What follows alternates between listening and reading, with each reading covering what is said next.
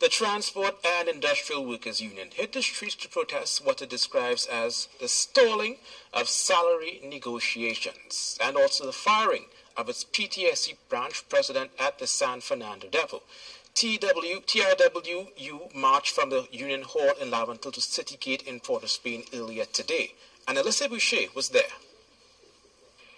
PTSC and MTS workers represented by Tiwu gathered in front of Citygate following their march from Laventil, calling for some executive members of the PTSC to be removed. March is being seen as a stepped-up response to problems the union is seeking to have resolved. Tiwu's president, Judy Charles, maintains that no position has been put forward by the PTSC or the government in relation to 3 negotiating periods for workers. And make it worse, yesterday we received a letter from the minister after we wrote him since July, because he heard the news that we sent a letter to us saying that we didn't submit proposals for the 3 terms, which is quite dishonest. Charles is referring to Finance Minister Colin Burt as she says she wrote to find out what was the keyback.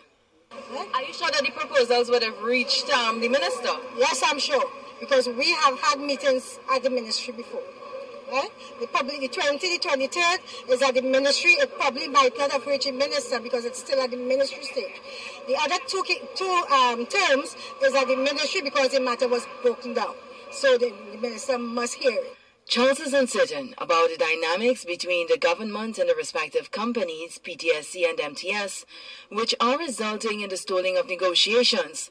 She claims MTS in particular has relayed information on the hindrance it is facing. They're supposed to have their own income, but what they are telling us is that the government owes them over $600 million. They said in Tobago, the THA owes them over $18 million. Right? And so the workers have to suffer for that. We're not supposed to suffer for that. Tiwu hopes that the march it has staged would send a message to Minister Imbert. Probably today, he might realize that workers are serious and come with a position, knowing very well that he lied to the union by telling the union we did not submit proposals for the 3 terms. Are you planning to resubmit the proposals? What is the situation with that? No, I am not. I called the companies, both PTSC and MTS, yesterday, and they indicated to me that they submitted everything that the CPO asked for. As for branch president for the San Fernando Depot, Ryan Ramdat, who was allegedly fired by the PTSC because of statements he made to the media voicing the concerns of workers, Tiwu plans to take further action on his behalf. Actually, we have a confirmed meeting today at 2:30 with management to discuss the same issue, and based on that, the matter will be forwarded to Ministry of Labour as a trade dispute.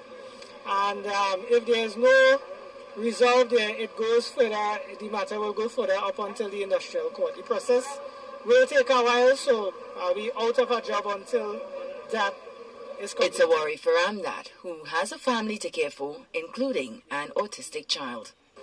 He is doing speech therapy and behavioral therapy, so it's a bit difficult to go forward, and knowing that I have to put a lot of the strain on my spouse is kind of unfair to her right now, you know. Alyssa Boucher, TV6 News.